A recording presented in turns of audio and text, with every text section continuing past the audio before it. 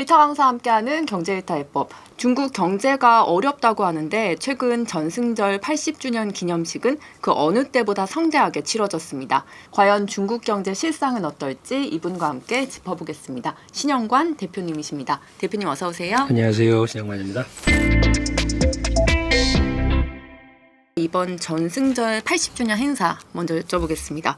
어떤 장면에 조금 먼저 주목을 하셨는지 궁금합니다. 사실 저는 그걸 처음부터 끝까지 중국의 한 관공서에서 봤어요. 우연히도. 대기하면서 봤던 제 느낌은 가장 낮은 비용으로 최대 효과를 낸 그런 행사, 이벤트였다. 뭐 이런 생각을 좀 했었거든요. 그러니까 국내적으로도 굉장히 많은 이벤트를 만들어냈지만 해외에다가 보여준 거는 중국이 이 정도까지 힘을 가지고 있다. 그런데 이것은 싸우지 않고 뭔가를 보여주는 이런 효과도 있었고, 또 재밌었던 게 제가 들어보니까 이제 미국 펜타곤에 혹시 피자 인덱스라는 거 아십니까? 미국의 펜타곤 국방부에 한 2, 3만 명이 근무를 하는데 거기서 피자 주문이 급속도로 몇 배가 늘어나면 그거는 그 다음에 무슨 일이 곧바로 생기는 건데, 그날 한 4배 정도 도미노나 파파존스 이런 피자집의 주문이 늘어났다는 거거든요. 그럼 그건 뭐냐면 미국이 안 보는 듯해도 굉장히 많은 관심을 가지고 있고, 그리고 이런 무기들이 결국은 나중에는 군에서 민으로 전환이 되는 기술들이잖아요. 우리가 쓰고 있는 대부분의 기술들이. 그런 측면에서도 앞으로 경제적으로 또 투자 관점에서도 많은 것들을 거기서 도출해낼 수 있다고 생각을 합니다. 이 전승절을 기점으로 시진핑 리더십에 대한 이야기도 굉장히 많이 나왔고, 또 일부에서는 조금 실각설에 대해서도 이야기를 하고 있는데요. 시진핑 실각 여부에 따라 당연히 우리 경제에도 영향을 미칠 것 같은데 그건 어떻게 좀 보고 계신지 궁금합니다. 저도 외려 궁금해요. 지금 이 전승절 행사가 있고 나서 그동안 시진핑이 실각을 한다, 쿠데타가 있을 것이다 했던 사람들이 지금은 또 어떤 얘기를 하는지 저는 사실 크게 관심을 가지는 분야는 아니거든요. 그 얘기는 무슨 말씀이냐 하면 제가 이제 중국에서 살고 있고 중국에서 투자를 하고 있는 개인입니다. 저도 지금은 개인의 입장에서 볼 때 그것이 과연 우리가 생각을 해야 될 문제인가라는 것부터 저는 좀 그렇게 생각을 합니다. 그러니까 제가 항상 말씀드리는 게 경제라는 것처럼 수많은 데이터와 공개되는 자료를 가지고도 내일 주식시장이 올라갈지 내려갈지 모르는데, 그 시진핑이라는 사람이 거기에 중남해라는, 우리로 말하면 용산 청와대 개념이겠죠. 그 속에서 일반인은 평생에 한번 들어갈 수도 없는 지역에서 일어나고 있는 일들을 자기 눈앞에 보는 것처럼 얘기를 하고 있는 사람들의 뉴스의 소스가 어디냐라는 것을 보면 그 소스에 대해서는 저는 그렇게 신뢰를 하는 편은 아니거든요. 극단적으로 보면 그렇죠. 그 사람이 있을 경우에 중국의 경제 그리고 우리에게 미칠 영향, 그거에 대해서 분석을 해야 되고, 그 사람이 하야를 한다. 하야가 아니겠죠. 중국 개념으로 보면은 우리 어떤 그 유튜버들의 시각으로 보면 그 사람은 감금되고 결국은 유폐돼서 생을 거기서 마감하는 그런 게 아니겠습니까? 그럴 경우에 그럼 우리한테 어떤 영향을 미칠까? 이렇게 두 가지로 보면 저는 할 얘기가 참 많을 것 같아요. 그 사람들이 하야할 경우를 가정을 해보면 그 사람보다 그립이 센 사람이 올라올 가능성이 높을까? 아니면 여러 사람이 집단 지도 체제로 과거로 돌아가는 그럴 가능성이 많을까? 저는 이쪽이라고 보거든요.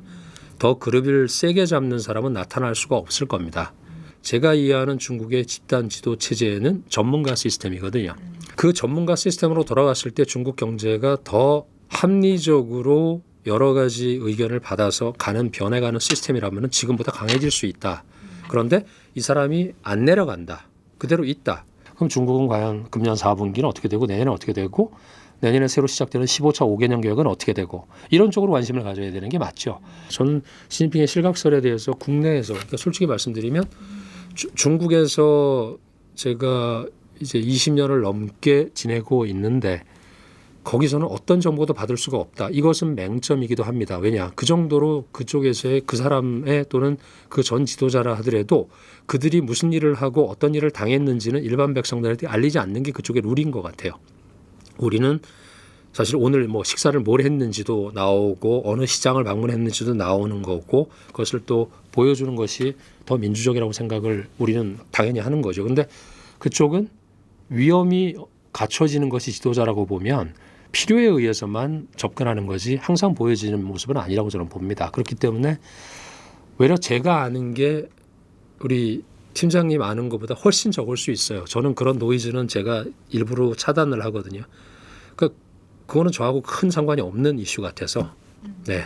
15차 이 5개년 계획에서 좀 그런 어떤 얘기들이 논의될지가 궁금한데 어떻게 보고 계실까요, 대표님은? 14차 5개년 계획에서 사실 기술적인 어떤 돌파 이런 부분은 어느 정도 있었다고 자평을 하는 것 같아요. 그런데 여전히 중국 사회의 가장 큰 문제는 결국 분배의 어떤 구조적인 문제, 소비의 부족의 문제, 유효 수요 부족이라고 얘기를 하죠. 근데 이런 문제들이 어떻게 해결이 될 거냐는 방법론이 15차 5개년 계획에 들어가면 좋겠다는 의견들이 현지에 있는 시장 쪽에 있는 시장 경제학자들이나 또 시장에 있는 이코노미스트들 그리고 뭐 저희처럼 이제 거기서 투자를 하거나 이런 사람들의 의견이 많이 들어갑니다. 그 얘기는 뭐냐면 1978년 이전에 중국에 100원이 있었다 그러면 그 100원은 전부 국가 거였죠. 78년 이후부터 민영 경제가 요만큼씩 생기기 시작을 했고 90년대부터 쭉쭉 올라갔죠. 그래서 지금은 최근의 통계는 못 봤습니다만은 적게 보는 데는 6대4, 많게 보는 데는 5대5 정도예요. 민영 부분이. 우리나라랑은 달라요. 미국보다 다른 게 그 나라는 국가가 가지고 있는 게 여전히 절반이 훨씬 넘기 때문에 그 절반이 넘는 돈을 어떻게 나눠줄 거냐. 거기서 이제 굉장히 뭐 예술과 과학과 학문이 합쳐지는 것 같아요. 근데 그게 14차에서는 얘기가 거의 없었고 15차 5개년 계획에서는 반영을 하느냐가 그것이 이제 구조적인 문제를 손을 댈 거냐 이 문제이기 때문에 경제 계획은 그대로 갈 겁니다. 그래서 우리가 알고 있는 AI가 됐건 바이오가 됐건 칩이 됐건 또는 휴머노이드 로봇이 됐건 고공경제가 됐건 쭉 가는데 거기서 플러스 알파가 계속 붙겠죠. 더 하이테크 쪽으로 더 선진 테크 쪽으로 그리고 더 미국의 어떤 압박에 벗어날 수 있는 그런 기술 쪽으로 가겠지만 그거는 이제 기술 노선인 거고 결국은 저는 그렇게 봅니다. 제가 이제 항상 말씀드리는 게 중국은 두 가지 사람이 있다. 하나는 진짜 사람, 하나는 가짜 사람. 진짜 사람은 그야말로 아까 말씀드린 1% 빼고 나머지 13억 5천만 명이라는 이 진짜 사람이 힘들게 살고 있는 사람들을 케어해야 된다. 근데 가짜 사람은 뭐냐? 가짜 사람은 세계에서 제일 잘하고 있어요. 휴머노이드 로봇. 그렇죠? 아니면 기계와 관련된 자동화 관련된 거. 그렇기 때문에 이쪽을 계속 키워나갈 거라 그러면 진짜 사람들이 힘들 거기 때문에 그러면 체제에 문제가 생길 수 있습니다. 시진핑의 문제가 아니고 그것은 그보다 훨씬 더 큰 공산당이라는 그런 쪽에서 결국 사람들이 밀어주고 신뢰를 해야 되는 건데 로봇만 밀어줘서는 안 되는 거죠. 그러니까 그 문제를 균형을 잡아가는 것이 15차 5개년 계획, 앞으로 5년 계획에 드러난다 그러면 그들이 2020년에 잡았던 2035년까지 GDP가 2배가 늘어난다는 계획으로 가까이 갈 수 있는데 그 전에 이런 조정이나 튜닝이 없다 그러면 지금 현재 중국에 대한 우려는 계속 지속이 되겠죠. 수요가 부족하다, 유효 수요가 없다. 뭘로 할 거냐? 결국 정부가 맨날 정부 돈 가지고 사주는 그런 가짜 수요, 가짜 공급 그리고 투자도 비효율적인 투자 이런 쪽으로 계속 가기 때문에 중국 경제의 문제는 계속 문제로 남아 있을 수 있다 그렇게 봅니다. 아까 그 전승절을 효용 높은 쇼였다라고 좀 평가를 해주셨는데 특히 이번에 좀 눈길을 끌었던 게 북중러 이제 정상들이 다 모인 자리에서 최신 무기를 좀 보여준 장면이었던 것 같아요. 이 장면을 시진핑이 그럼 연출한 의도랄까 어떤 속내가 있을 것 같은데 지도자는 다 그런 거 아닐까요? 내가 통치하고 내가 하는데 이렇게 강해졌다, 세졌다. 그 전에 이미 중국이 얼마나 센 나라인지에 대해서 인도하고 파키스탄 전쟁이 있었잖아요. 그때 그 전투에서 사용되었던 파키스탄의 전투기 젠, 10 그리고 PL-15 이런 미사일들 이런 애들이 다 중국제였죠. 근데 그것은 미사일 하나만이 아니라 중국은 시스템이 다 장착이 돼가지고 얘가 뜨고 얘는 가는 척하고 밑에서 PL-15가 때리는데 이것을 우리로 말하면 GPS라고 할 수 있죠. 걔들의 어떤 복도 위성, 베이더우라는 그런 그 GPS 이런 시스템 비슷한 건데 그런 것들이 같이 연합을 해서 했다는 그것 때문에 이미 그 당시에 프랑스의 라팔 전투기도 떨어뜨렸었고 인도가 굉장히 뻘쭘했었죠. 근데 그 인도의 뻘쭘함 뒤에는 미국의 체면도 좀 깎인 물론 미국이 뭐 F-15를 못 나가게 했다 뭐 이런 얘기도 돌았었죠 그때. 그것이 있었고 이번에 전승절은 그것의 연장선상에서 중국의 무기를 보여주는 그런 거였기 때문에 아마 내부에서 얘기하는 거는 무기 주문이 쇄도하고 있다 뭐 이런 얘기는 저도 들었어요. 근데 그것도 이제 국뽕이 들어간 그런 뭐 분석일 수 있기 때문에 결국은 진짜로 계약이 되느냐는 봐야겠지만 어쨌건 이벤트성 쇼로서는 여러 가지 말씀하신 대로 3명의 지도자가 같이 올라갔다. 근데 거기도 보여주는 시사점이 큰 것 같아요. 중국의 전승절이 처음 있었던 뭐 1949년 그때 그 국가 건립하고 1980 몇 년까지는 전부 러시아 무기였어요. 예. 근데 이번에 푸틴을 불러서 푸틴한테도 보여준 것 같아요. 예.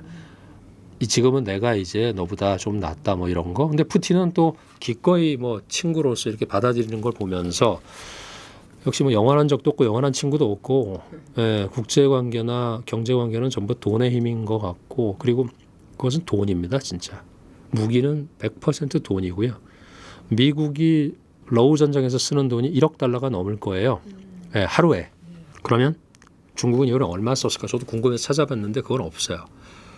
근데 제가 볼 때 글쎄요. 군인들은 뭐 그냥 이렇게 오라 그러면 다 왔을 것이고 비행기 몇 대 띄운 거 뭐 이런 거 돈 들었을 것 같지는 않아요. 그거에 비해서는 정말로 효과는 극대화를 노린 것 같다. 이런 생각은 들었습니다. 예. 이번 또 전승절을 기점으로 또 중국의 대미 협상 전략에도 좀 변화가 있지 않을까 이런 해석이 나오는데 그 부분은 어떻게 보고 계실까요? 항상 중국은 제가 이해하는 중국은 패시브예요. 그러니까 미국이 일을 가지고 하면 거기에 대응해서 일 정도로 받아치는 그러니까 이게 공수라 그러면 수비형이지 공격형은 아닌 것 같아요.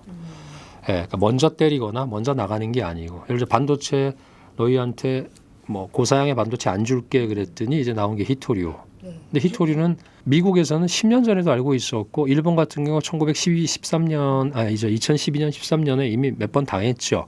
근데도 준비가 안 돼 있었던 상황이었는데 중국은 그걸 더 강하게 만들어 놓고 있었고 쓸 때 카드로 낸 거고 미국은 알고서도 과소평가를 했을 수 있고 근데 그걸 적극적으로 쓰지는 않는 것 같아요. 왜냐하면 자기들 무슨 뭐 도광양회다 이런 개념보다는 자기들이 아직 미국에 대해서 그렇게 나댈 만큼 미리 공격을 할 만큼 그 정도의 힘은 아니라는 거는 그러니까 제가 볼 때 중국의 가장 큰 강점은 지피지기를 알아요. 예, 자기 수준을 알기 때문에 그 선을 넘는 그런 액션을 취하거나 그런 협상 테이블에 앉거나 이러진 않는 것 같아요. 그래서 조금 전에 이제 질문 주신 그런 전략, 협상 전략이 변할까? 저는 그 패턴은 그대로 유지될 거라고 봅니다. 근데 왜냐면 미국이 조금 더 조금 다른 생각이 많아지겠죠. 왜냐하면 이번에 뭐 무기 중에서 제일 관심을 받았던 것들이 몇 개 있지만 동펑 60일이라는 개는 정말로 무서운 무기인 것 같아요. 지구를 한 바퀴를 돌 수 있는 그리고 거기에 탄두가 18개인가 들어가는 걸 제가 들었는데 18개 중에서 하나만 터져도 히로시마에 17배인가 그럴 거예요.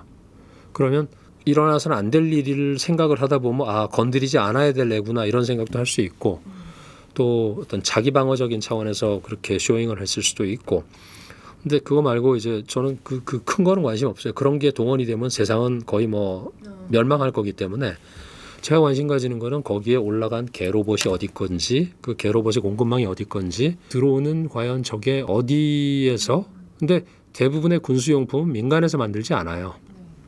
부품은 들어가지만 그런 어떤 최종 제품은 중국의 5,400개의 상장사 중에서 1,470개가 국유기업이거든요. 그 국유기업의 군수 방산 기업들이 굉장히 많습니다. 그런 친구들의 주가가 어떻게 움직이는지 이런 데 관심을 가지는 게 훨씬 더 그런 전승절에 해가지고서 뭐 푸틴이 올라갔네 뭐 김정은이 어쩌네 이거보다는 저희는 그 포커스가 그쪽이 훨씬 더 많을 것 같아요. 근데 저는 오히려 저런 애들이 중동에다가 물건을 무기를 판다 그럴 경우에 판세가 어떻게 변할지 뭐 이런 데 관심이 좀 많아요. 네. 10월 말에 이제 양국 정상회담이 성사될 가능성도 좀 높은데 11월 이후에도 좀 관세 유예 조치가 조금 계속될까요? 관세 유예 조치가 트럼프가 했기 때문에 본인이 뭐 어떻게 주워 담지 않는다 그러면 지금 현재로서는 유예밖에 없지 않을까요? 왜냐하면 중국에 대해서 일본처럼 대할 수는 없을지 않을까라는 생각은 해요. 그러니까 일본이나 우리나라도 그렇게 되면 절대 안 되는데 일본과의 어떤 이 요즘 이제 나오지 않습니까? 그 다큐멘테이션이. 그러면 과연 미국이라는 나라가 지금 어떤 모습으로 변해가고 있는지에 대해서는 우리도 다시 한번 생각을 해봐야 될 때 같기는 해요. 정말 호혜 평등 뭐 이런 거 동등한 지위 이런 거는 그 한 사람의 스타일이기를 원하는데 그건 아닌 것 같아요. 지금 전체적으로 다 그렇게 가고 있는 것 같고 그렇다 그러면 저희도 좀 더 균형된 시각을 가질 필요가 있을 것 같습니다. 그럼 현재 미중 패권 경쟁 속에서 네. 좀 미국과 중국 중에 누가 더 유리한 국면에 있다고 조금 보고 계실까요? 저는 현재의 모습보다는 포텐셜 가능성을 봅니다. 미국이 더 좋게 변해갈 가능성과 중국이 더 좋게 변해갈 가능성 그렇게 보면 제가 처음 중국을 갔던 30년 전, 20년 전, 10년 전 나눠놓고 보면 그 매 10년마다 그렇게 변해가는 나라는 저는 제가 본 적은 없어요. 오히려 피크를 쳤다가 내려가거나 일본처럼 아니면 정체되거나 이런 모습이었는데 아까 말씀드린 대로 중국은 가장 강점은 자기가 가지고 있는 게 뭔지 자기가 모자란 게 뭔지를 그 나라의 띵크탱크들이 제대로 장악을 해가고 있는 느낌. 그렇다 보니까 그 다음 남은 문제는 뭐냐면 먼저 그러면 뭐를 할 거냐의 문제가 남죠. 내가 100개가 필요한데 50개는 있어. 나머지 50개가 없어. 그럼 50개를 희생을 해서 나머지 50개를 채우는 그런 그게 이제 이게 어찌 보면 그 나라의 스타일이라 그러면 여기에 반대 세력도 없고 뒷다리 잡는 세력도 없으니까 그거는 뭐 체제가 다르고 뭐 이념이 다르고 이 문제보다는 그냥 효율성 측면에서 볼 때는 지금까지는 그랬던 것 같아요. 근데 앞으로는 아닐 수 있습니다. 왜냐하면 뭐 예를 들어서 뭐 자유와 창의스러움 뭐 이런 것들이 만들어내는 가치가 분명히 있을 거니까. 근데 지금까지로 봤을 때는 그럼에도 불구하고 지금까지는 중국은 제조를 잘하는 나라였고 미국은 혁신을 잘하는 나라였잖아요. 나머지 나라들은 그것을 양쪽에서 다 이용을 해먹은 거죠. 우리도 그렇고 일본도 그렇고. 근데 지금은 중국의 혁신이 나타나고 있거든요.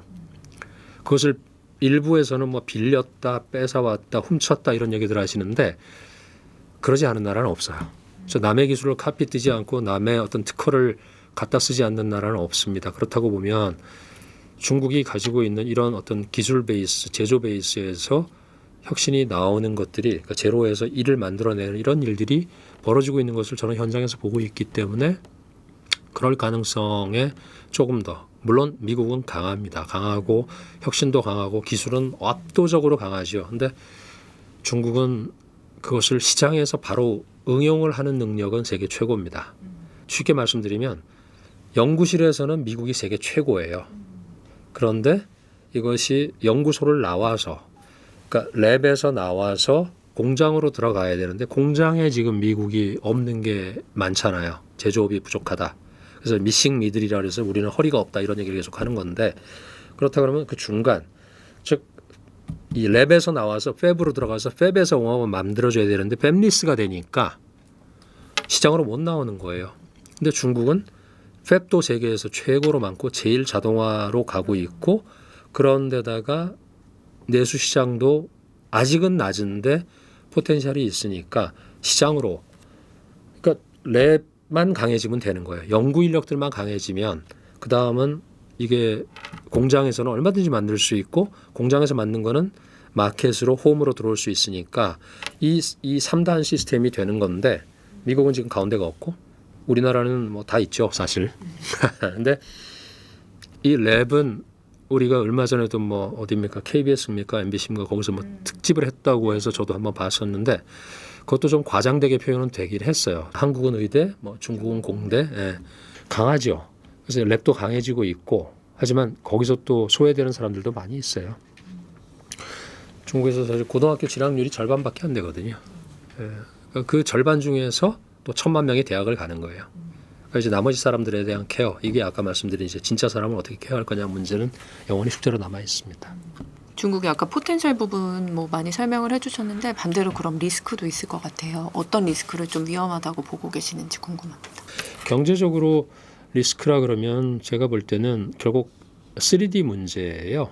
그러니까 인구가 감소하는 장기적인 문제, 그렇죠? 그리고 이 지방 부채, 지방 정부 부채를 포함한 이 뎃 문제, 부채 문제, 그리고 이제 가장 그 지금 눈여겨 봐야 될 것이 이제 디플레이션이죠. 그러니까 물가가 안 올라가는 상황, 이 상황은 상당히 곤란한 상황이거든요. 인플레이션도 힘들지만 디플레이션은 더욱 장기적인 문제이기 때문에. 근데 이것을 이제 한마디로 얘기하면 많은 분들이 중국의 일본화, 그래서 일본처럼 되어 간다는 말씀들을 하시는데 그것이 아마 해외 투자자들이 중국 투자를 꺼리는 직접적인 이유기도 한 걸로 저도 이해하고 있습니다. 근데 그 문제가 지금 서서히 이제 거쳐지고 있는 느낌 있어요. 그냥 디플레이션이 끝나기에는 앞으로 시간이 더 필요할 겁니다. 최소한 2, 3년은 걸릴 것 같아요.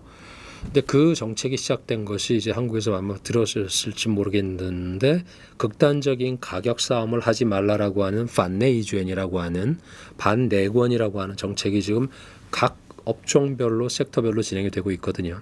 예를 들어서 전기차, 그리고 배터리 쪽, 그리고 또 최근에 있었던 것은 알리바바도 뛰어들어서 징동하고 알리바바하고 그 메이투안이라는 그 세계의 3대 인터넷 거두들이 싸움질을 하고 있는 배달 서비스 전쟁.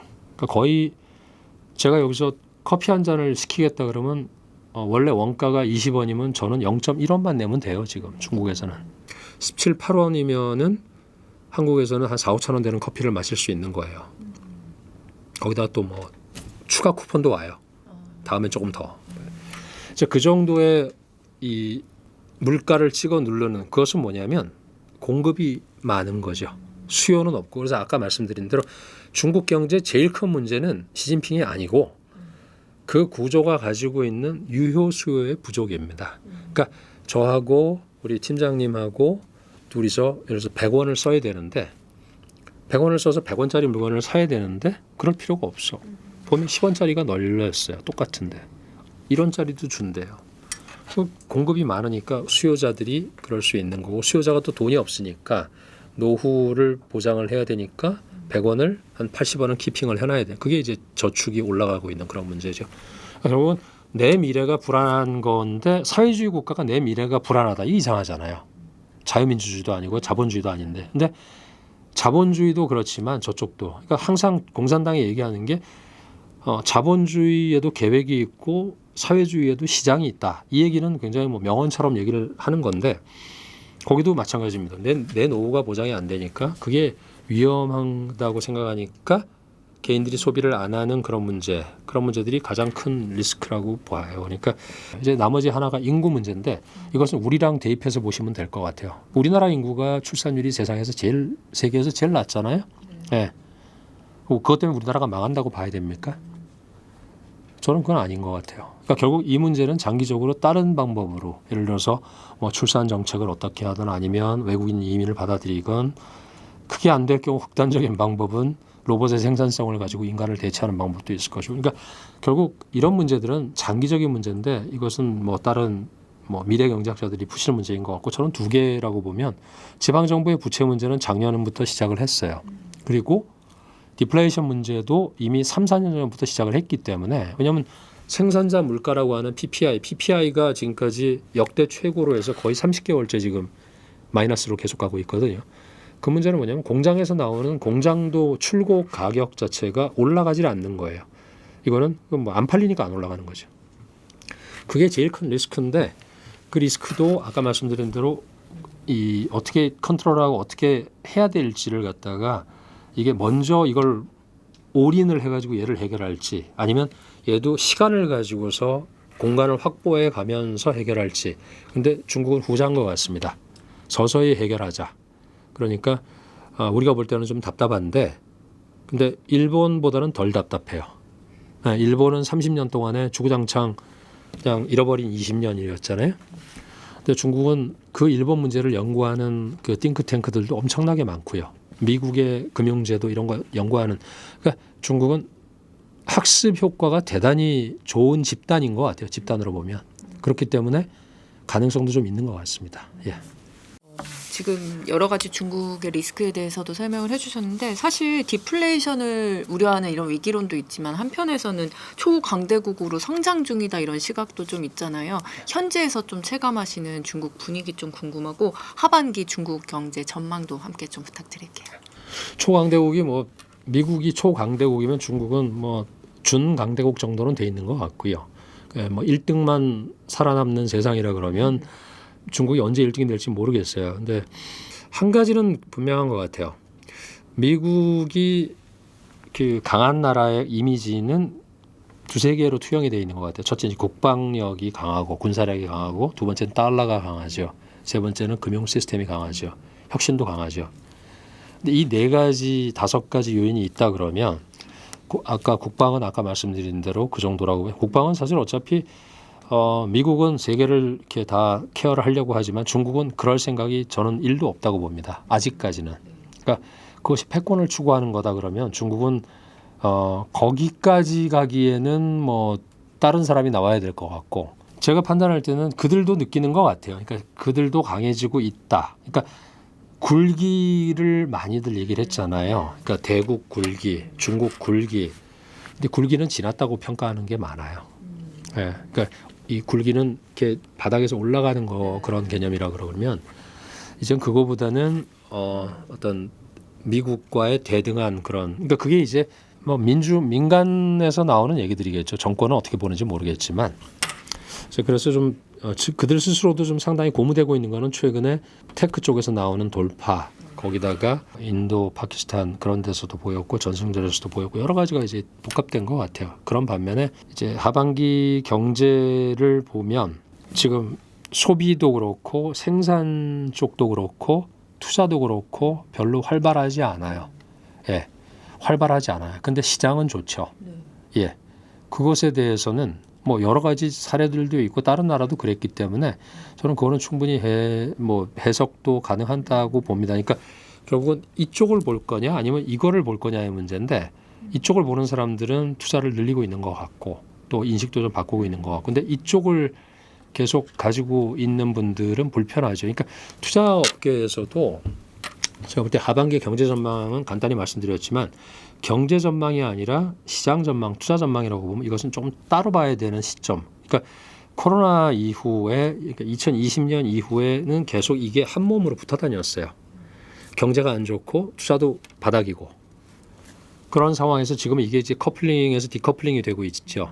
그거 자체가 또 하나의 어떤 변화인 거고 그렇다 그러면 과연 얘를 왜 이렇게 떨어지게 만드느냐라고 볼 때 이 속에는 많은 요인들이 있습니다. 한 가지 요인이 아니고 정책이 바뀌었고 기술적으로 증명이 되고 있고 그런 반면에 가장 큰 변화는 저는 민간 기업들이 활성화되고 있다. 이것이 제일 우리가 볼 때는 제일 무서운 사실인 것 같아요. 그러니까 다시 말씀드리지만 그 위에서 무슨 일이 있건 그거는 차치하고 그 사람들이 생각을 바꾸고 나서 있었던 일이 국유기업을 갖다 이제 SOE라 그러잖아요. State Owned Enterprise라고 그러고 민간 기업은 Private를 붙여가지고 POE라 그러는데 이 POE와 SOE가 지금 말하자면 합이 잘 맞아요. 옛날에는 SOE 혼자서만 끌고 가는 세상이 이제 2000년 이전이었다고 보면 그 뒤로부터는 POE라는 민간 기업에서 섹터가 올라오기 시작했는데 그것이 지금 우리가 관심을 가지고 있는 미국의 M7이 있으면 중국에는 뭐가 생각나는 딱 몇 개가 있을 거예요. 그런 애들은 다 민간 기업이거든요. 근데 이 민간 기업들이 뭐를 하기 위해서는 뭐가 필요하냐 그러면 얘들이 잘하려고 그러면 많은 게 필요하죠. 전기도 필요하고 인프라도 필요하고 거기다가 반도체 만들어주는 회사도 있어야 되는데 이 반도체를 민간 기업에서만 만들 수 있는 게 아니잖아요.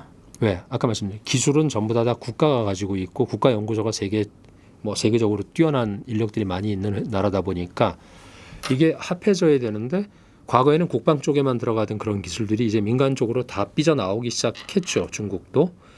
드론도 사실 그거고요. 드론도. 반도체도 그거고. 거기다가 5G라는 게 통신이라는 그것도 국가 기관 시설이었잖아요.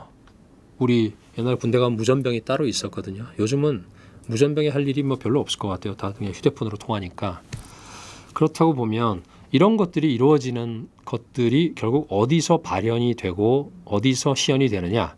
아까 말씀드린 랩에서 팹으로, 팹에서 마켓으로. 마켓에 누가 세냐? 저는 마켓은 민간 기업이라고 보거든요. 그 민간 기업들이 굉장히 강해지고 있는 것 때문에 하반기의 경제도 어려운 점들을 얘네들이 조금은 더 끌고 갈 수 있지 않겠느냐. 결국은 얘들한테 힘을 안 실어줬기 때문에 지난 4년 동안 힘들었던 중국이었거든요.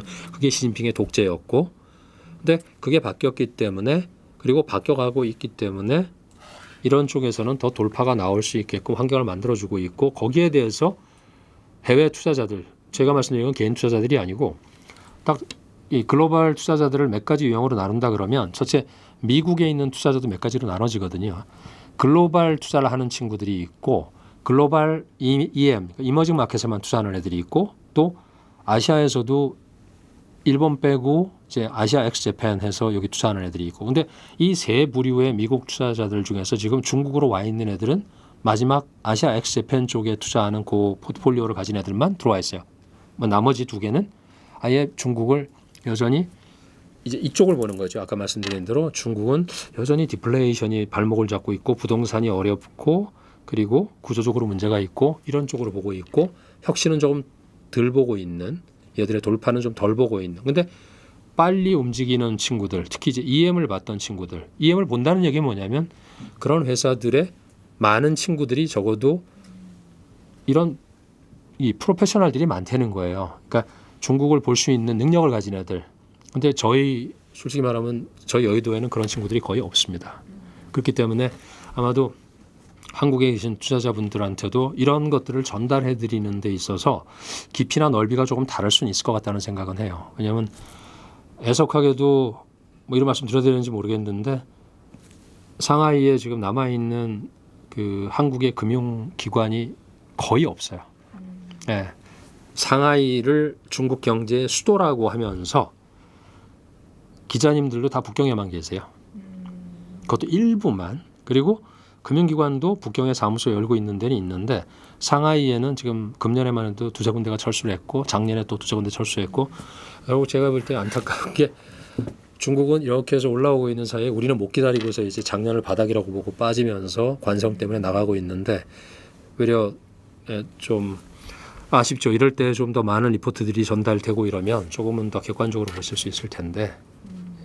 최근 근데 중국 증시가 이제 10년 만에 최고치를 경신했는데, 문제는 앞으로 이 상승세가 좀 얼마나 지속될까인 것 같아요. 2015년에도 또 폭등했던 적이 있는데, 그때와 이번 장세 어떤 차이가 있다고 보실까요? 다르죠. 그때도 현장에서 저는 거기서 온몸으로 그걸 받아들이고 있었고, 그때 아마 현업에 있던 친구들이 아니고 뭐 동료들은 지금 없을 거예요. 예. 그때랑 지금이랑 같이 보는 거는 그만큼 중국을 모르는 겁니다. 그때 중국은 한마디로 말해서 그때는 정말로 돈짓을 한 거예요. 그러니까 정부도 그런 의도가 있었는지 모르겠지만 그냥 방임방치를 했던 것이고, 그리고 그 당시에 이 돈이 몰렸던 섹터와 지금 몰리고 있는 섹터는 천양지차입니다. 결국 2015년에는 빚으로 빚을 내고, 빚을 안에서만 낸 게 아니라, 안에서라고 하면은 여의도에 있는 증권사들로부터 신용을 낸다 그러잖아요. 그게 아니고 그거를 통해서 뒷단으로 가서 암시장 내지는 지하금융시장에서까지 돈이 들어온 돈이 더 많아요. 그러니까 이게 2조 RMB, 3조 RMB였으면 이쪽은 거의 한 3조, 4조 RMB였어요. 이게 합쳐지면 5, 6조가 된다 그러면 어떤 개념이냐면, 그 당시에 중국의 시가총액이 50조가 안 됩니다. 40에서 50조 RMB였을 거예요. 근데 그중에 4조, 5조, 6조 RMB가 들어와서 몇 개 섹터만 찍어 눌렀다고 보면, 그러면 진짜로 바람에 그냥 돈 날리듯 날아가는 거죠. 그래서 올라간 것도 극단적이었고 떨어진 거는 더 드라마틱했었죠. 그리고 그때만 해도 외국계 이런 세력보다는 개인들의 어떤 판단이 만든 시장이었다고 봅니다. 그러니까 그때 시장하고 똑같이 놓고 그땐 이랬는데 지금은 저랬다고 하는 것은 참 많이 다른 것 같아요. 그리고 지금 현재는 그럼 이게 얼마나 갈 것이냐. 답부터 말씀드리면 저는 끝날 거 같지는 않아요. 지금 현재 들어올 돈이나 당연히 많이 들어올 거라고 보는 돈들이 아직 들어온 게 없어요. 그러니까 그거는 바꿔 얘기하면 ETF를 통해서 그쪽에 국가의 돈들이 바치고 들어온 돈들이 꽤 많아요. 그것은 해석의 문제입니다. 그런 상황에서 외자가 들어왔느냐. 아까 말씀드린 대로 북미 지역이나 유럽 지역을 나눠놓고 보면 북미에서 원래 좋게 보는 친구들은 중국의 소비주나 인터넷주, 전자상거래 이런 거에 익숙한 친구들이에요. 근데 지금 중국 세상은 이 세 가지 종목의 세상이 아니에요. 인터넷 거래 그리고 소비도 안 되고 인터넷 거래도 좀 아까 말씀드린 대로 전쟁하느라고 빠그러져 있고 요즘은 젊은 친구들이 이 G세대라 그러잖아요. 1995년부터 뭐 2009년인가 그 친구들의 소비는 라부부로 가 있고 뭐 크라이베이비인가 이런 쪽으로 가 있는 거지 마오타이 먹고 이러지 않아요. 음료도 완전히 다른 음료를 마셔요. 그러니까 그만큼 다양화되고 다변화되고 있는 그것을 보면 그쪽 세상도 바뀌고 있는 거거든요. 우리의 인식이 조금 따라가지 못하고 있는 것 같은데 그렇기 때문에 저는 거기서는 여러 가지 기회가 있을 거라고 보는데 다시 돈으로 들어가서 지금 문제가 유동성 장세다. 맞아요. 유동성이 많이 들어와 있고 그런 것들 때문에 상당히 이거 금방 끝나는 거 아니야 그런 시각으로 보실 수 있는데 그것은 앞에 말씀드렸던 기술적인 돌파, 제도적인 어떤 변화 그러면서 중국이 그러니까 우리가 중미 무역 전쟁, 미중 무역 전쟁 할 때 미국이 훨씬 더 강할 거라고 생각했는데 지금 열어보니까는 아닐 수 있겠다 이런 생각이 들잖아요. 그거랑 똑같아요. 그러니까 지금 현재 경제 쪽에서도 나타나고 있는 현상들은 과거와 달라지고 있는 것들이기 때문에 이것이 예상보다 길어질 수 있고 그것은 결국 지금 현재는 짧은 유동성을 가지고 들어온다. 어떤 유동성이냐? 중국 국내에 기관 자금들이 들어와 있고 중국 국가 자금들이 들어와서 뭐 자기들은 뭐 그런 어찌 보면 증시 안정 자금 이런 개념으로 될 수 있겠죠.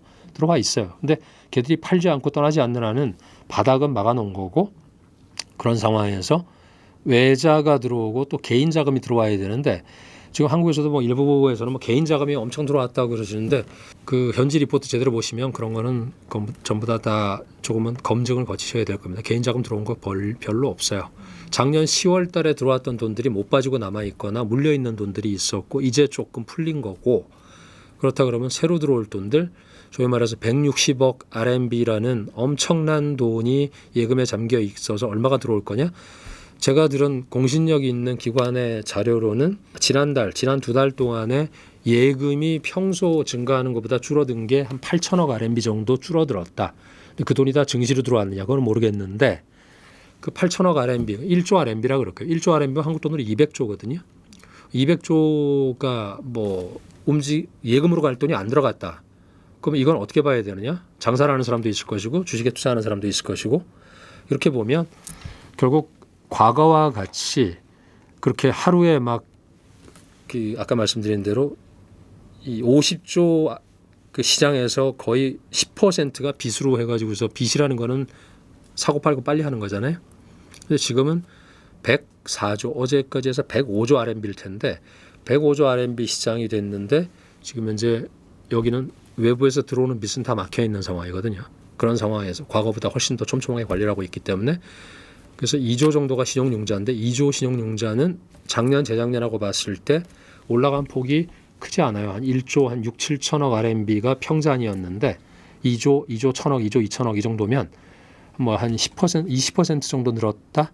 그렇기 때문에 아직 돈의 뭐 어떤 향연 이런 거는 조금은 더 기다려봐야 될 것 같은데 제가 볼 땐 관건은 결국 10월 말에 아웃라인이 나올 15차 5개년 계획에서 어떤 일을 할 거냐는 거에 따라서 계획도 중요하잖아요. 결과도 중요하지만 그래서 계획을 보여주면 아마 거기에 따라서도 대응을 해야 될 것 같습니다. 예. 중국이 AI 반도체 국산화를 선언하면서 네. 사실 알리바바도 최근에 자체 설계한 AI 칩을 뭐 개발했고 네. 또 중국판 엔비디아로 불리는 캠브리콘도 좀 주목받고 있는데요. 중국 내 AI 생태계 자립이 좀 실현 가능하다고 보실까요? 지금 저 정부에서는 그거에 사활을 걸고 있는 것 같고요.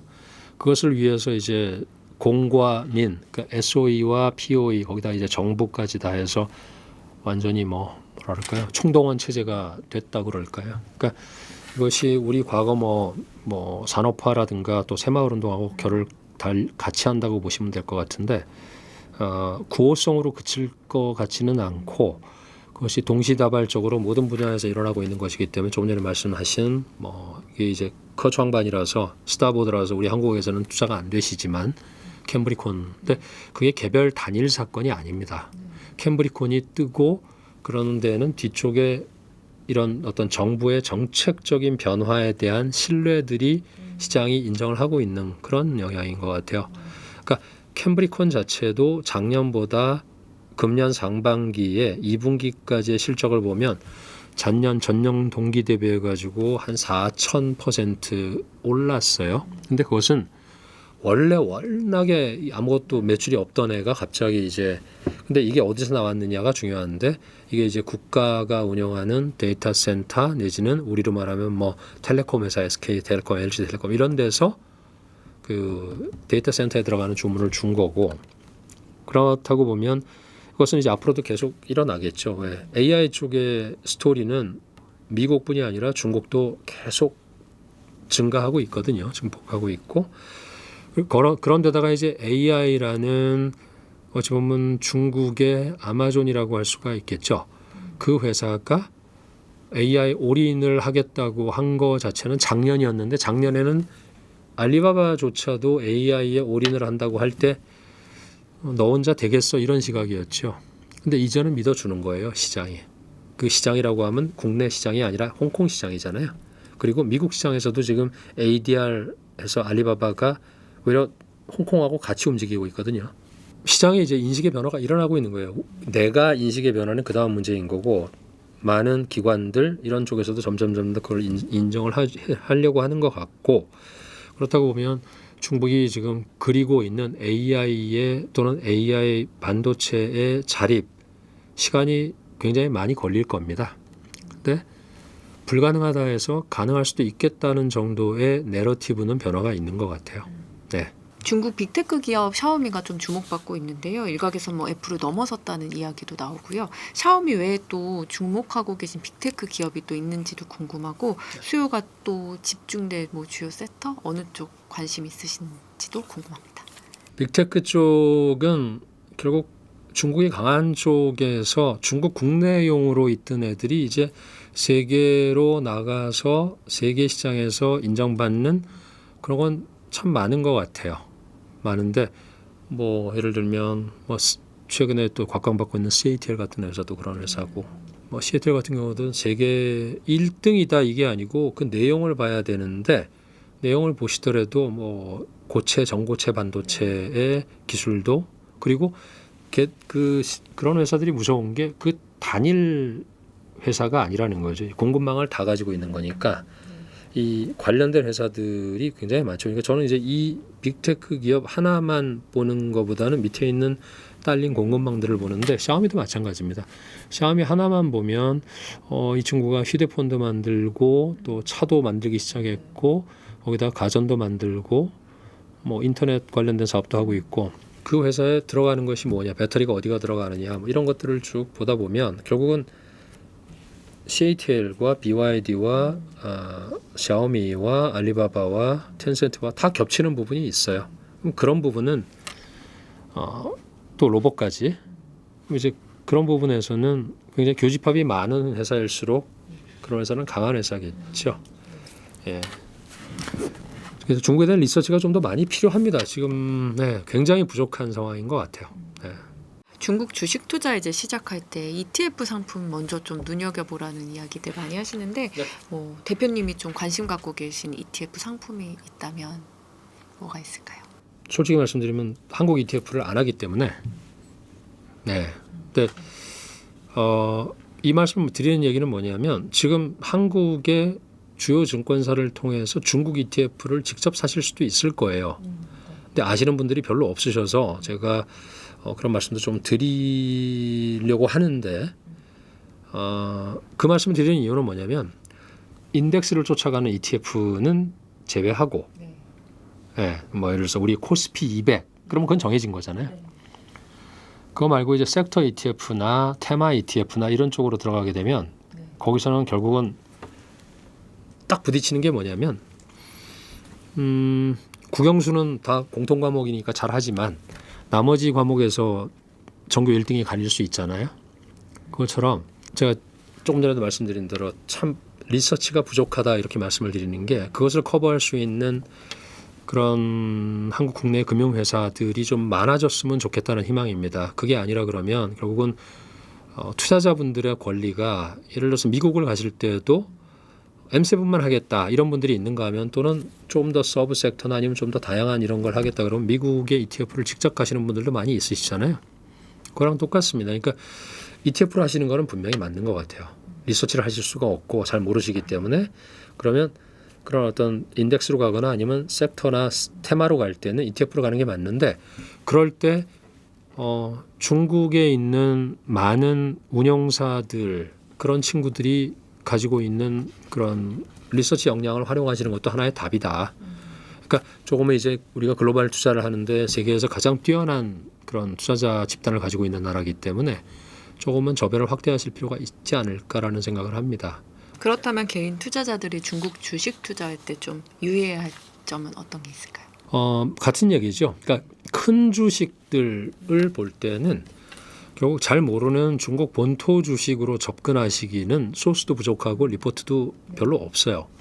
그런데 중국의 홍콩에 걸려 있는 그런 홍콩에 걸려 있는 주식 중에 65%가 민영 기업이거든요. 미국에 걸려 있는 ADR 종목은 100% 민영 기업입니다.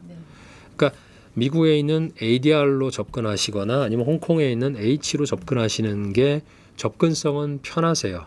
근데 선택의 폭은 좁지만 그래도 조금은 더 답답한 면은 좀 덜 하실 텐데 그거에도 또 좀 이제 개인적인 편차가 있으실 거잖아요.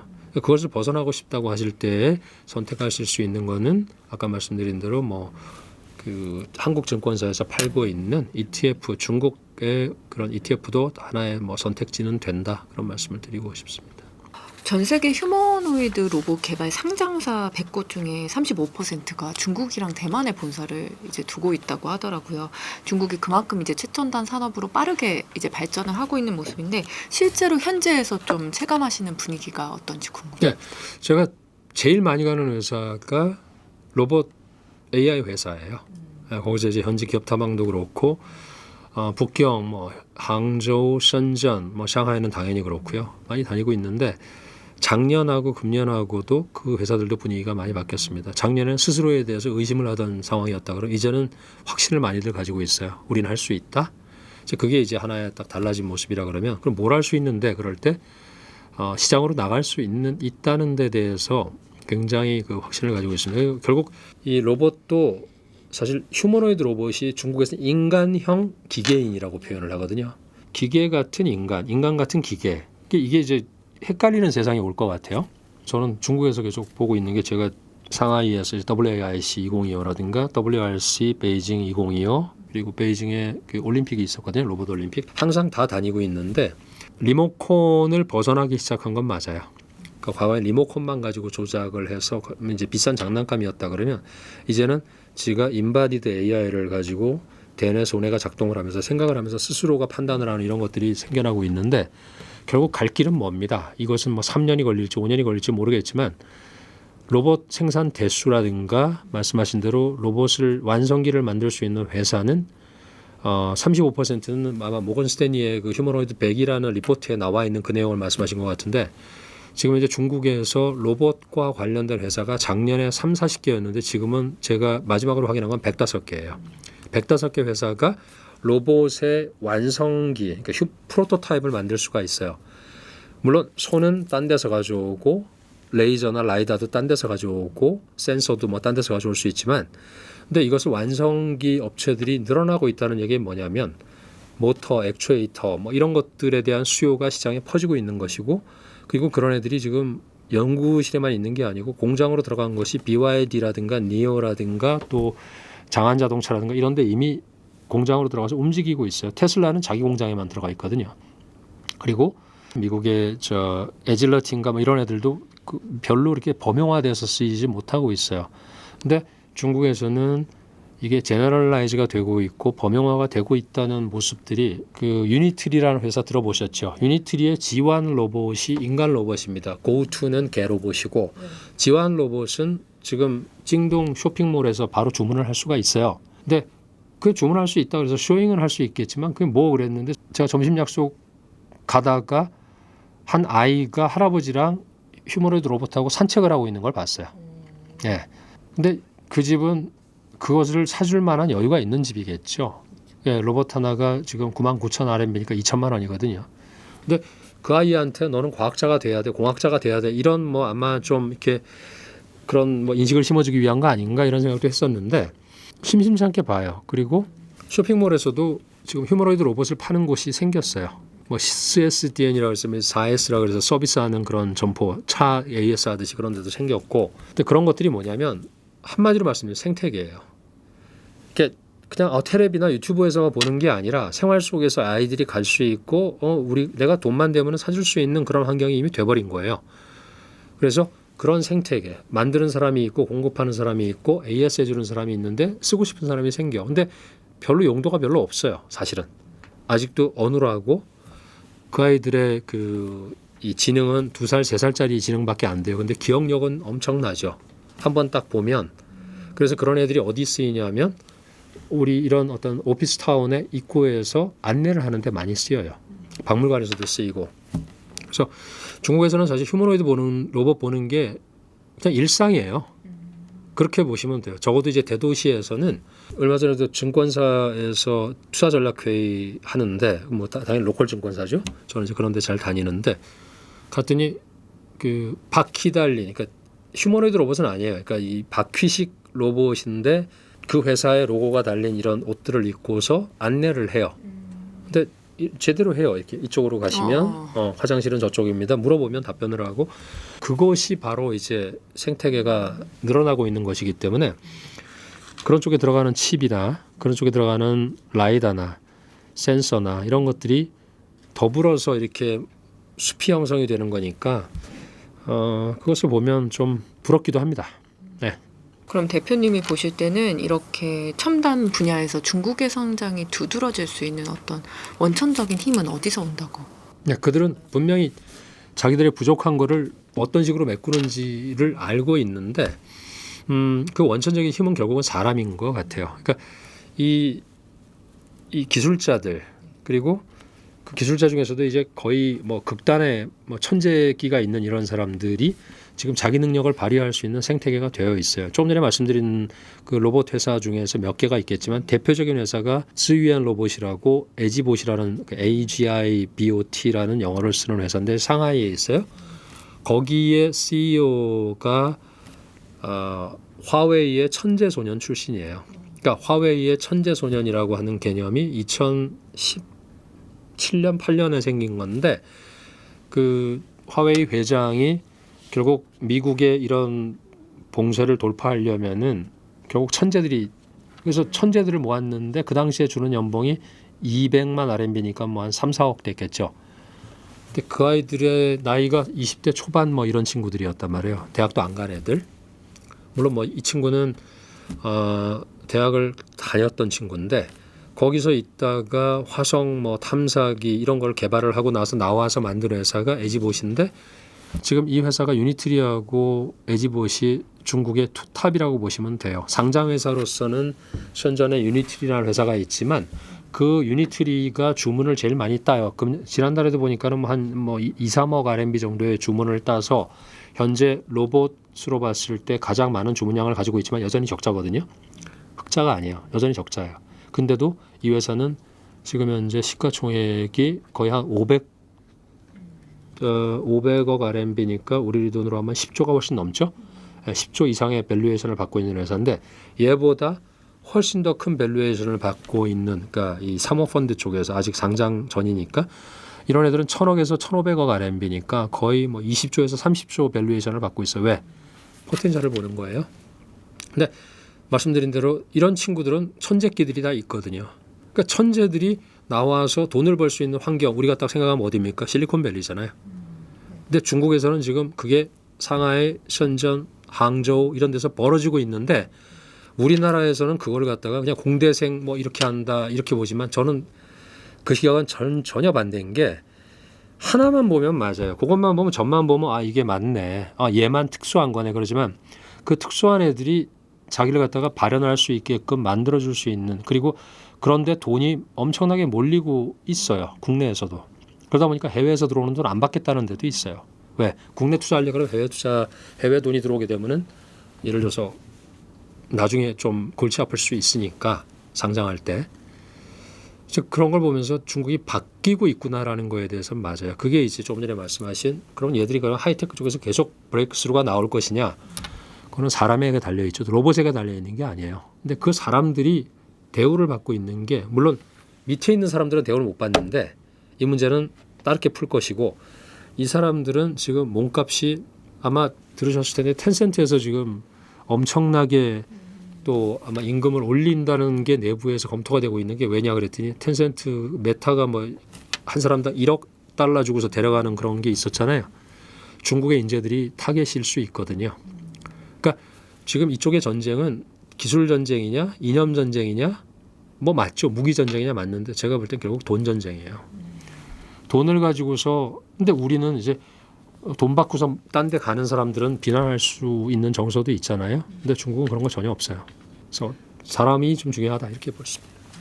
객관적으로 그러면 미국과 중국의 첨단 기술 격차 지금 현재로서 한 어느 정도 벌어져 있다고 어느 보세요? 섹터일까요? 로봇. 로봇으로 보면 글쎄요. 제가 참 많이 보거든요. 지금 이제 중국의 로봇 회사를 제가 한 27, 8개를 다니는데 저는 미국 회사 가본 적은 없어요. 그냥 그들이 비교할 때. 근데 기술 격차가 분명히 있는 건 뭐냐면 세미나를 가서 듣거나 큰 대회에서 조금 전에 말씀드린 이런 유니트리라든가 유비테크라든가 에지봇이라든가 딥 로보틱스 이런 회사들의 CEO들이 하는 창업자들이 하는 얘기가 뭐냐면 미국의 누구랑 우리가 이렇다 이걸 비교해요. 그 얘기 뭐냐면 스스로가 이실직고 하는 거예요. 아직은 테슬라보다 모자라다. 예. 근데 뒷단에 꼭 여지를 남겨요. 왜냐면 우리는 양산을 들어가고 있다. 그리고 우리는 이미 아까 말씀드린 대로 이렇게 해서 이익을 내고 있다. 근데 그 이익은 뭐냐? 테슬라가 못하는 걸 얘들아 하고 있는 게 뭐냐면 부품이라든가 공급망이 다 중국에 있잖아요.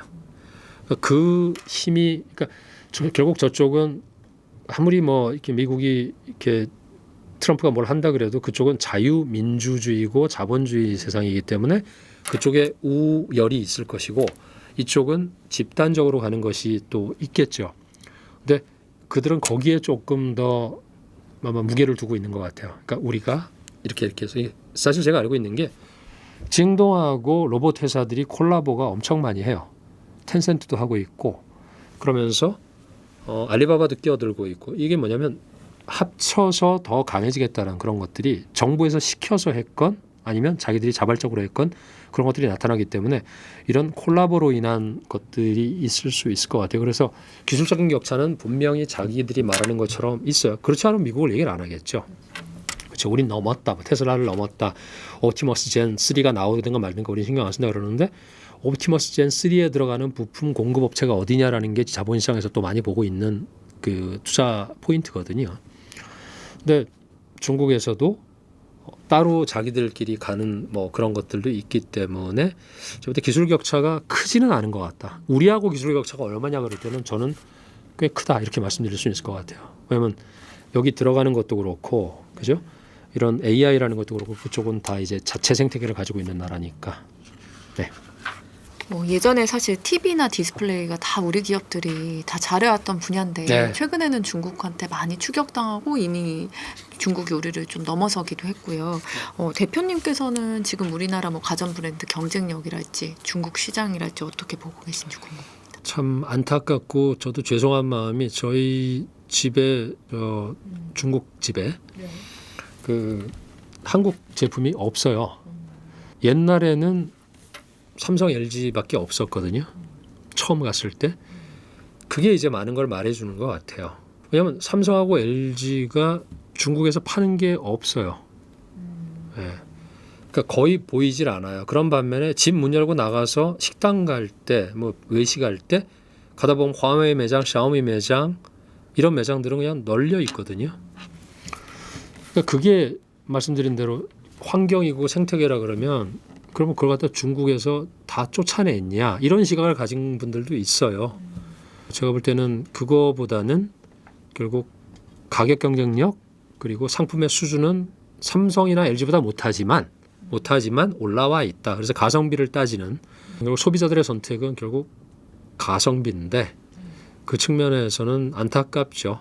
안타깝고 조금은 더 뭐 다른 어떤 이렇게 좀 극복할 수 있는 것들이 나와야 될 텐데 가전제품 쪽은 역시 많이 차이가 거의 없어진 것 같기는 합니다. 사실 이런 중국의 성공에서 이제 역으로 우리나라가 배워야 할 점도 적지 않은 것 같은데 중국 빅테크 기업으로부터 우리 기업이 배울 점이라면 어떤 게 있을까요? 빅테크 기업으로부터 배울 게 되게 많죠. 그러니까 그들은 다 하려고 하진 않는 것 같아요. 네, 선택과 집중을 대단히 잘하고 있고, 그러니까 그래서 큰 기업 딱 머릿속에 떠오르시는 기업들을 보시면 몇 개로 딱 구분되잖아요. 그 몇 개의 사업도 몇 개밖에 없거든요. 그들이 어디로부터 배웠을까요? 모르겠어요. 미국으로부터 배웠는지 아니면 우리로부터 배웠는지 모르겠는데 아까 말씀드린 대로 그런 어떤 학습 효과 이런 거 대단히 좋은 것 같고, 근데 그것도 또 어찌 보면 이 정책과 산업이 같이 가고 있는 것 같아요. 그게 저는 제일 부럽기도 하고 우리가 좀 연구를 좀 소홀히 하고 있는 분야 아닌가 싶은데 정책이 나오고 산업이 쫓아가는 이런 구조는 우리가 과거에 고성장할 때 우리 그 5공화국 뭐 이런 시절에 있었던 그런 것이라고 보면 중국은 지금도 그 상태이기 때문에 그러니까 외부 위기 상황이 있을 때 내부적으로 결속을 해서 이게 막 굴리는 이런 거는 우리가 참고 배울 거는 아닌 것 같은데 조금 더 파악을 해서 그들의 산업 경제 정책이 빅테크를 포함한 기업들에 어떻게 영향을 주느냐. 우리는 이렇게 나쁜 이슈는 굉장히 포커스를 많이 해요. 그러니까 민영 기업들을 찍어 누른다, 마윈을 거의 뭐 어떻게 했다 그러는데 그 사이에 버티고 있었던 알리바바와 마윈이 돌아온 다음에 지금 우리가 다시 알리바바에 대해서 어떤 시각으로 가고 있는지, 그러면 그동안 알리바바는 진짜로 망했었느냐. 사업 구조 재편하고 선택과 집중하고 하면서 지금 AI 칩까지. 근데 알리바바가 칩을 만들기 시작한 거는 거기에 이 깍두기 머리라는 중국어 표현이 있는데 빙터거라고, 그게 회사 이름이에요. 그 깍두기 머리라는 회사를 인수한 게 이미 12년 전이에요. 알리바바가. 그게 뭐냐면 이미 12년 전부터 칩을 만들어야겠다라고 설계해야겠다는 생각을 했던 거예요. 알리바바가. 근데 그걸 여기서 아는 사람은 거의 없어요. 그러니까 그 정도로 알리바바 하면 전자상거래, 야 우리나라에 막 그 타오바오 가지고서 막 싸구려 집어넣어 가지고서 막 쓰레기가 오는구나, 이런 데는 포커스가 많이 되는데 그거 말고 이 물속에서, 그러니까 빙산의 일각인 거죠. 여기서 일어나면서 갑자기 얘가 칩을 왜 만들어, 이런 식이 된 거잖아요. 이게 뭐지 해가지고서 막, 근데 이미 12년 전부터 준비해온 애인데, 근데 그거에 대해서는 누가 밸류를 주고 누가 없어요. 그러니까 빅테크로부터 배울 거라고 말씀하셨는데 배우는 거는 둘째치고 제대로 파악을 하자는 겁니다. 저는 그들을 적으로 보건 아니면 우리의 경쟁 상대로 보건 알고 나서 지피지기 해야 되는데 모르면서 유튜버들한테 듣고서 막 얘기하시는 분들을 보면 저처럼 이제 여기 살고 있으면 제가 잘못 알고 있나 이런 생각도 들어요. 네. 그렇다면 한국 기업들이 중국과 좀 협력할 수 있는 산업 분야 어떤 게 있을까요? 참 그게 굉장히 곤란한 질문이에요. 지금 거의 그 중국 띵크탱크 한 연구소가 본 걸 보니까 한국과 중국의 오버랩되는 산업 분야가 75%라는 거예요. 그게 우리가 지금 중국에 대해서 감정이 안 좋은 거예요. 근데 아마 일본이 우리한테 그랬을 것 같아요, 옛날에. 예. 근데 우리가 지금도 일본하고서 뭐 소재라든가 뭐 부품이라든가 이런 거 의존도가 많잖아요. 중국도 분명히 그런 분야가 있을 것 같은데 제가 판단할 때는 기업과 기업 간의 이거보다는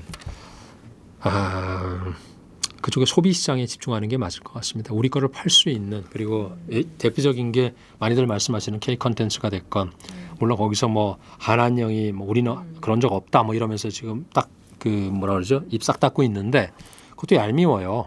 예. 그리고 하지만 그게 밉다 그래가지고서 안 할 거냐? 한번 들어가면은 수백억 수천억이 왔다 갔다 할 수 있는 시장인데. 결국은 75% 오버랩되는 부분에서는 결국은 개별 기업의 경쟁력 부분인 것 같아서 제가 말씀드릴 분야는 아닌 것 같아요. 왜냐하면 이거는 개별 기업에서 제일 많이 알고 있는 게임 업체가 들어간다 그러면 거기서 없는 걸 가지고 들어가야 될 건데, 근데 소비 쪽은 다른 얘기죠.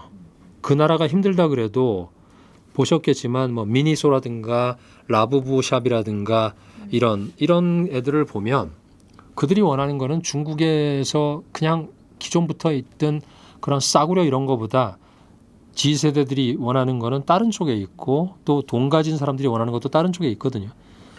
그러면 이제 우리가 조금 더 그 시장을 파악을 하고 들어갈 수 있는, 그래서 그게 이제 어찌 보면 좀 상호 보완적인 그런 게 될 수 있을 것 같아서 소비 시장을 더 왜냐하면 소비가 결국 앞으로 중국이 가지고 있는 가장 약한 분야거든요. 소비가 안 일어나고 있다. 그러니까 그걸 채우려고 그러면 결국 감성 소비가 됐건 아니면 뭐 하이엔드 쪽의 소비가 됐건 중국 쪽에서도 다양한 소비, 어떤 더 다계층화된 소비를 원하는데 거기서는 우리 한국의 문화라든가 이런 그 컨텐츠를 가지고 들어가는데 가능성은 저는 충분히 있다고 봅니다. 근데 조선 뭐 이런 걸 가지고 할 수는 없고 조선은 뭐 중국이 못 가는 미국 가서 하면 되니까. 그래서 75%가 뭔지에 대해서 좀 더 많이 파악을 하시고 내가 업종에서 그게 부딪힌다 그러면 돌아 들어가는 그런 길도 좀 고민을 하실 필요가 있지 않을까라는 게 그냥 개인적으로 뭐 산업 전문가는 저는 아닙니다. 네. 대표님 모시고 오늘 중국 경제와 테크 산업까지 폭넓게 짚어봤습니다. 대표님 오늘 말씀 감사합니다. 감사합니다.